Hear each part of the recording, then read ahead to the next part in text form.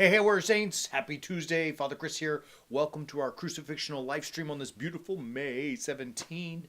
Glad to have you, beautiful people, with us. There is a professional golfer whom I'm sure you are all probably familiar with named Phil Mickelson. Phil is a major champion. He's won, all of them, or not, I don't know if he's won all four of the majors, but he's won multiple majors, multiple tour winner, made tons of money on the PGA Tour. He's beloved by many until this last year.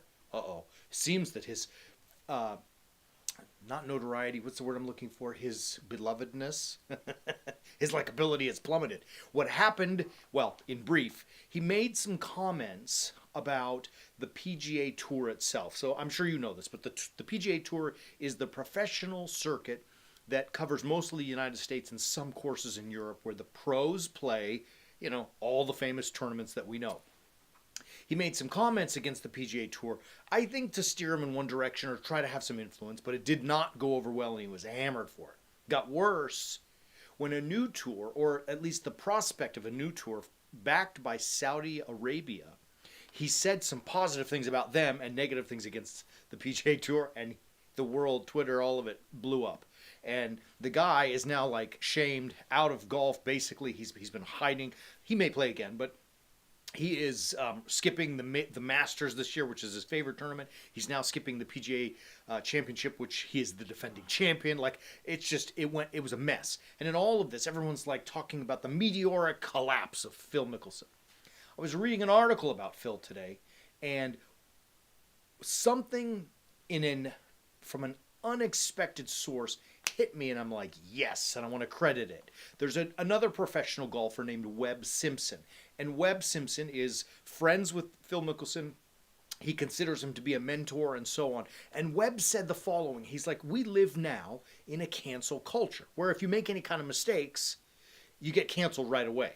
Right? Like, in other words, and you guys know what I'm talking about. I mean, we're not, it's not anything new to any of us.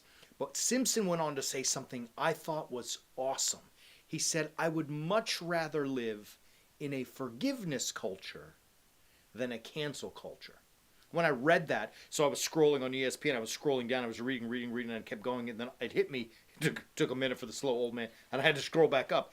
He'd rather live in a forgiveness culture than a cancel culture. And I said, yes, brother, that's it. That is exactly what I think we as Warrior Saints need to be pushing for.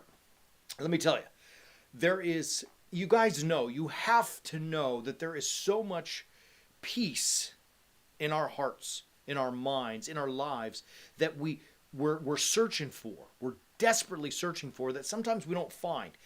Or maybe even sometimes we live in a perpetual state away from that peace. And we're craving it. I know I am. I know I want to find this peace. And, it's like our world is so disparate. There's so much chaos going on out there. And look, anytime you read anything that's not a classic novel, you're going to feel that sense of anger stirred up within you because of one thing or another. And that peace is robbed from us. One of the ways that I think the devil takes that peace from us is by making us participate in this cancel culture instead of creating a forgiveness culture. Right? Now look at this beautiful verse. So this is from Matthew chapter 6, which is right in the middle of what we call the Sermon on the Mount. It's Jesus's masterful speech that he gives on the mountain as though he is the new Moses giving the new law to all of the people. And he gets to this part where he's got this beautiful prayer we all know as the Lord's Prayer. Immediately, the very next verse, not even two verses, the next verse later, after the Lord's Prayer concludes, he says, for if you forgive, then your Father will also forgive you. And likewise, if you do not forgive, neither will your Father in heaven forgive you. Right? So chapter 6, verse 14 and 15, he's giving us he's giving us a conditional statement that God's forgiveness of us is dependent upon our forgiveness of others. And likewise, God not forgiving us is a product of us not forgiving other people. So Jesus tells us in Matthew, I'm serious about this whole forgiveness thing. I want you to do it. I don't want you to negotiate with yourselves or with anyone else. I want you to forgive other people because your own forgiveness is dependent upon it, right? So it's conditional. But at the same time, if we really think about what Christ is telling us in this forgiveness, what we're doing when we grant forgiveness to other people is that we're doing a lot of things. First, relieving that burden in our own hearts, right? So the burden that we carry from whatever may be going on, we are continuing to maintain, to continue to carry, to continue to hold on to, unless we choose to forgive and let it go. Forgiving a sin of someone against us doesn't mean that we okay the wrong. It just means that I'm not going to carry that heavy load anymore. Number two is that we start to put a twist, a fabulous, beautiful twist on the way the world is telling us to live, right? The world is telling us, like a cancel culture, oh, you screwed up, you made a mistake, get them, right? What if we as warrior saints set the tone, tried something new where we said, all right, you did screw up, you did make a mistake. Hey, so do I. But you know what? I'm going to forgive you for it.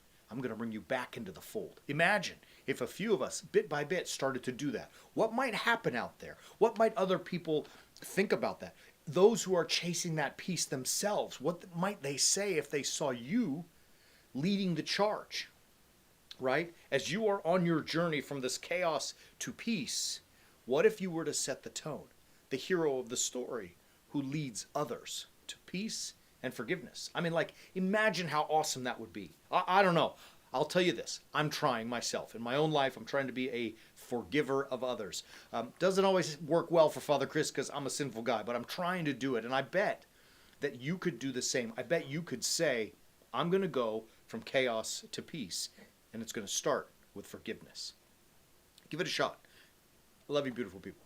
We want to encourage you. Like, look, as you're looking for that peace that you so desperately seek, to find that, it means that you have to become a warrior saint, right? That's it. That's why it's there. Visit it. Click it. Get it. Become the very best version of yourself, but ultimately, more importantly, settle that chaos within inside you. Help find, through living a crucifixional life, that peaceful chaos inside. Love you. Well, I didn't even say that right. Did I end that wrong? The peaceful chaos. Turn the chaos into peace. Anyways, hopefully I think it was clear enough. Love you. We'll be back tomorrow to keep grinding and teaching. Till then, as always, keep walking on the way of the warrior saint.